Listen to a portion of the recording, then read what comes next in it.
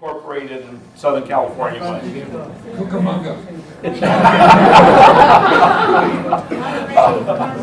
No, Pasadena. Wow. Pasadena was the second city incorporated in Los Angeles County. And I showed you this one before, but it's kind of fun to look at it again. This is the oldest known picture of downtown Los Angeles, the view of the plaza. And this was taken in 1869. And the center of the plaza is the where they stored the water. And they would bring it up with a water wheel, actually. Oops, my battery died. Uh-oh. But the building in the center there, you can see a little bit there, that was where they stored the water, and that's how the water got to Los Angeles before they brought the water down from up north. And this is the same view of the plaza, just at a different time, 20 years later. And those are gas lights that you see surrounding the plaza. Now I'm going to skip forward to those you had already seen. This is the Los Angeles was one of the first cities in the United States to have electric lights, and this was downtown Main Street. That was the Baker Hall, but the lights were very tall, and a lot of people. It's kind of interesting. A lot of people worried because they would attract bugs, and they said that the electric lights were bad for ladies' complexions. So there's always someone that has a reason not to do something modern. Some of the pictures I'm going to show you today are of the famous red car, and this was the Turnhouse that later became the Broadway department store. But Los Angeles, like San Francisco, was dependent on cable cars, and we don't think too much about cable cars other than in San Francisco, but Los Angeles had a lot of cable cars to go over Bunker Hill. Later it would become Angel's Flight, but also the tunnels that went through that were put through Bunker Hill. Oh, thank you. Oh, okay, good deal. Yes. And this was in the late 1800s.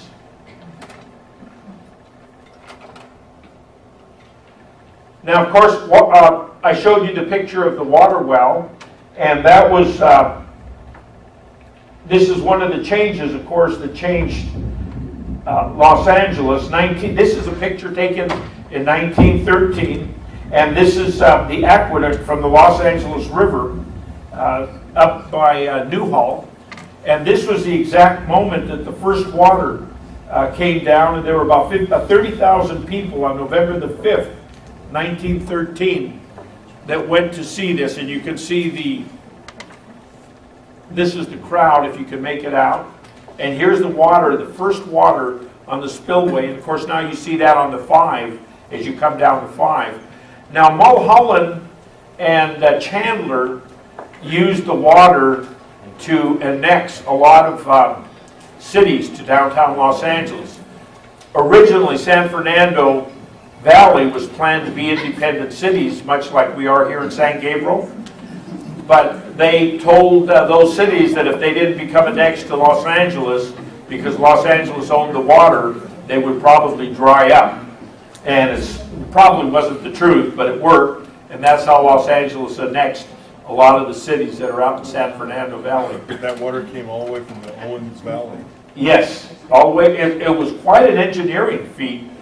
Even today, it would be an incredible feat.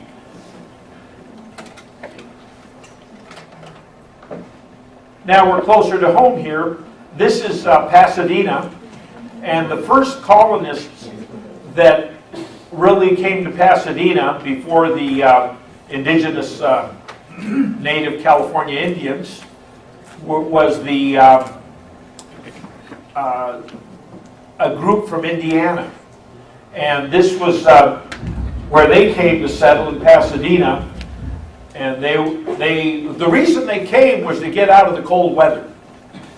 They just couldn't take it too much over there. And as we've seen on if you watch the Weather Channel,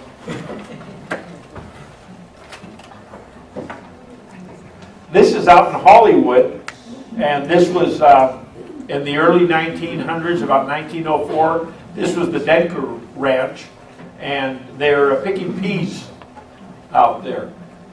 You see they still have the horse and buggy. And of course this is what you would look like if you went to the beach in those days. It's me in the middle. Yes. There was one comedian that said that looking at this picture, he says, now he says the bathing suits are such that there's probably more cotton in an aspirin bottle than there are in some of the bathing suits. This is downtown Pomona, White Avenue, and this was 1920, and you can see they still have the horse and buggies out there. I guess they were getting ready for the LA County Fair.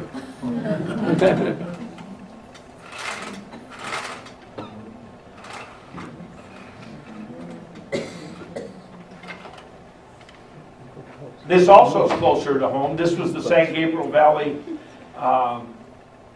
club that eventually started the Rose Parade, and they're playing croquet. That was Sunday afternoon, and that's in Pasadena.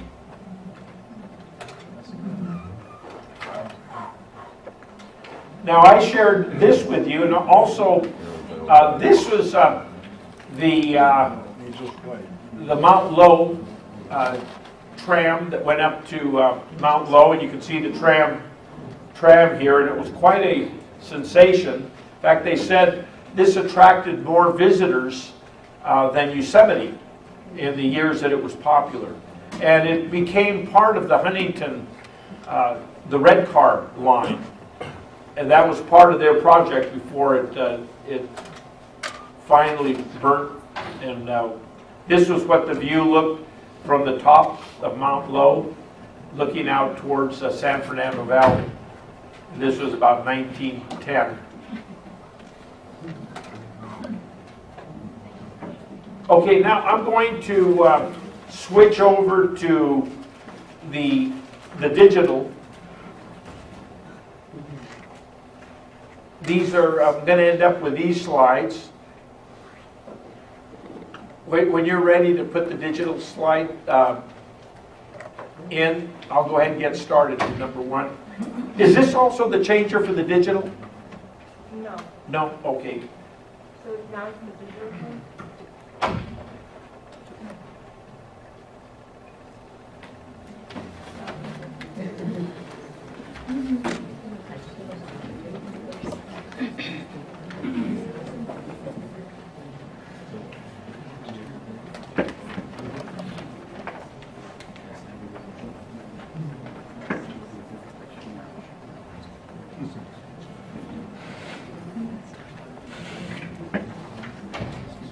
This first slide that we're going to see is 70 years old, and this is an aerial view of the Workman Temple homestead. Wow. That's cool. That's what it is. So, oops, this is, see, we jumped. This one's the La Puente, the Roland Hotel in La Puente. Okay. Then, if any of you have been to the Workman homestead, this is where the last Mexican governor, Pio Pico, and his family are buried. It's over in Hacienda and Don Julian. And this was what their home looked like. This was taken in 1940. So this is 70 years ago. So you see, even 40, there was still nothing in our area to speak of. But they were one of the founders. And those are orange trees, of course. And yes, yeah.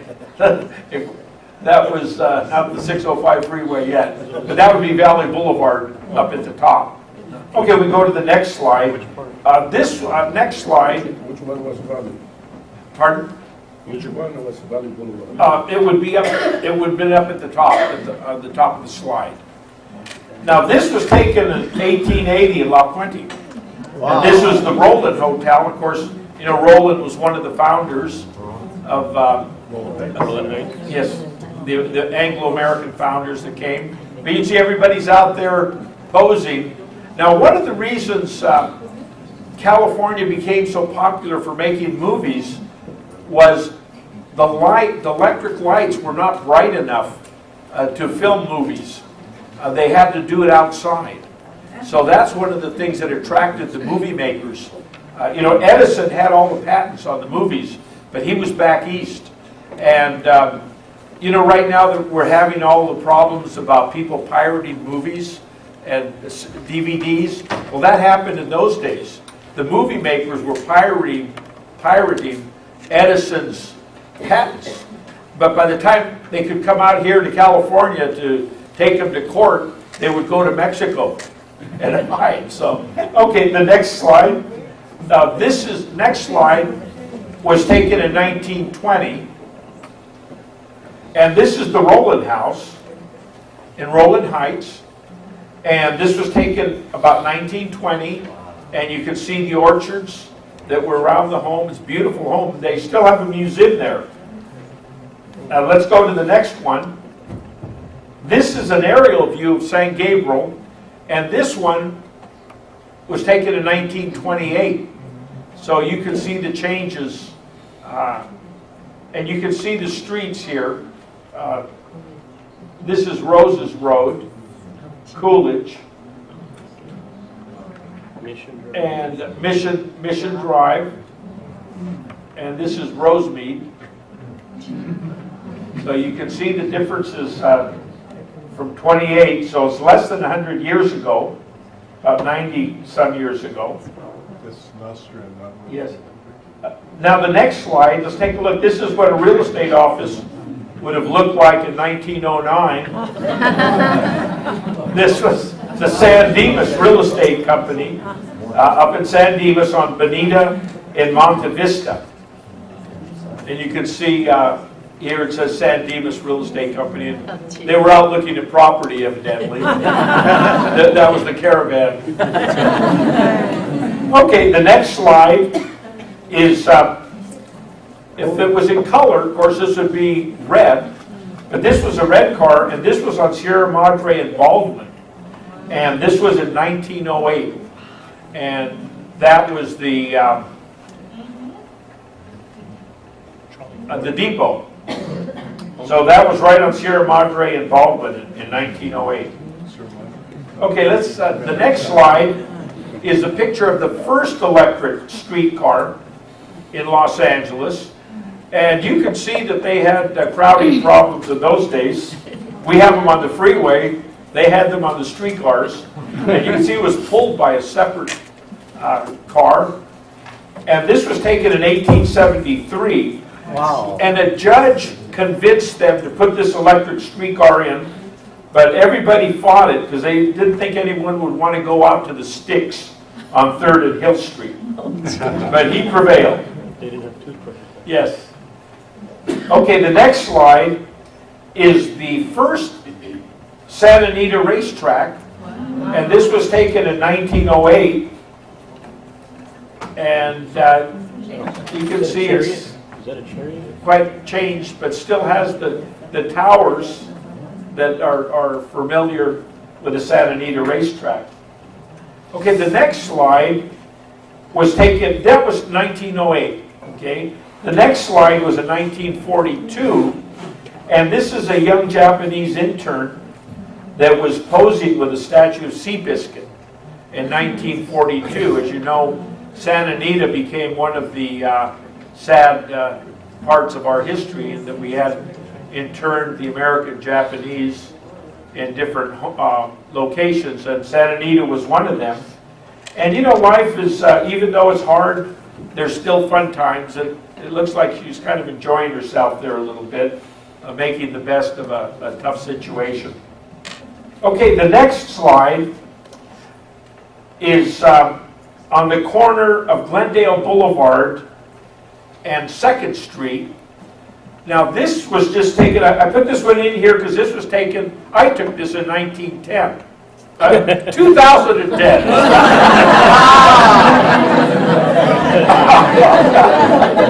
I might have, but you know, this is the actual, yes, this now is completed in their condo buildings, but behind the condos, right about here, is where the red car would go into the subway terminal to go to downtown Los Angeles. And we go to the next slide now.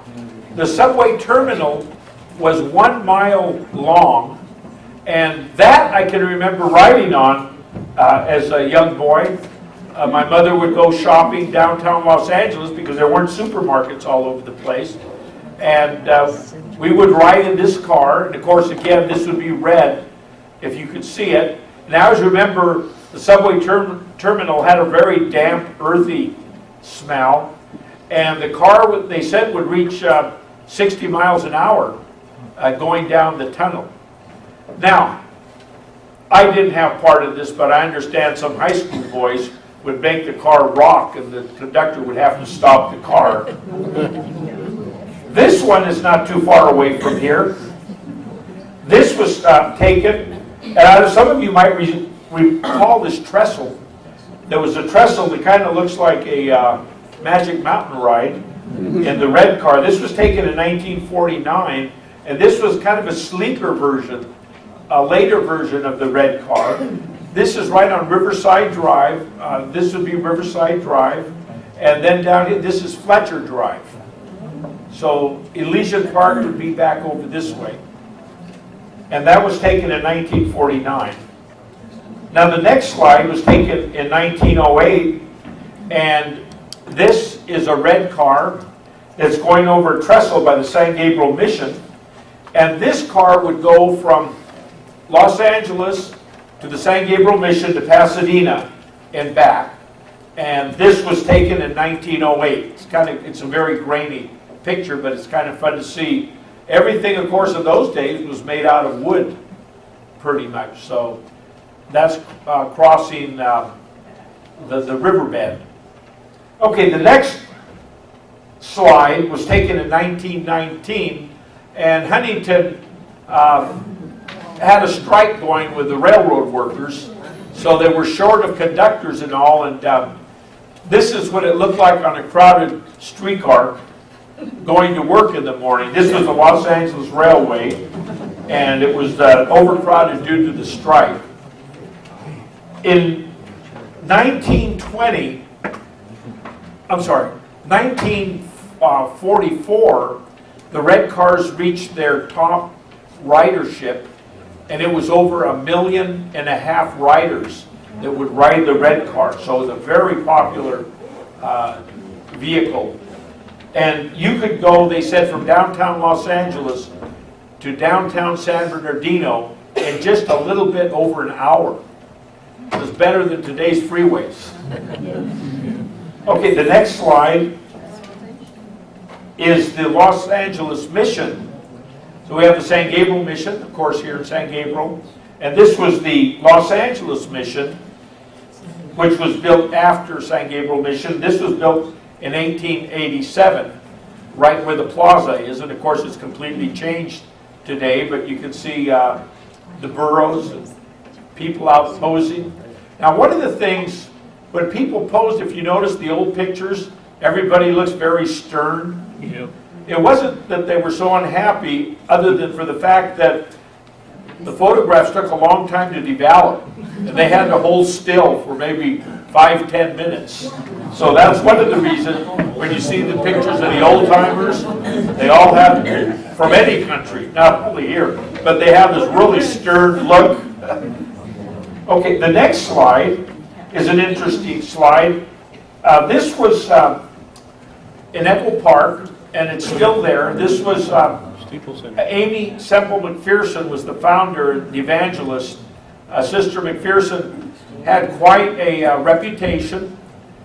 She built this building during the Depression, 1923, and it was the largest span dome west of the Mississippi River.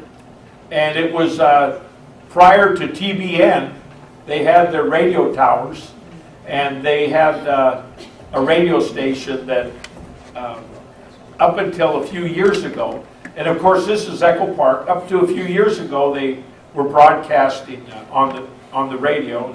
You can see a Model A car there. Looks like a 1929. Okay, the next slide is, this is the Pasadena Arroyo Seco Parkway. And this was taken in 1940. And you can see they had a bus already at this time, but they still had the red car. And they still delivered water with water trucks, even though they already had the aqueduct in. Okay, let's go to the next one. We have 3 more left. This next one is the actual first freeway in the whole world.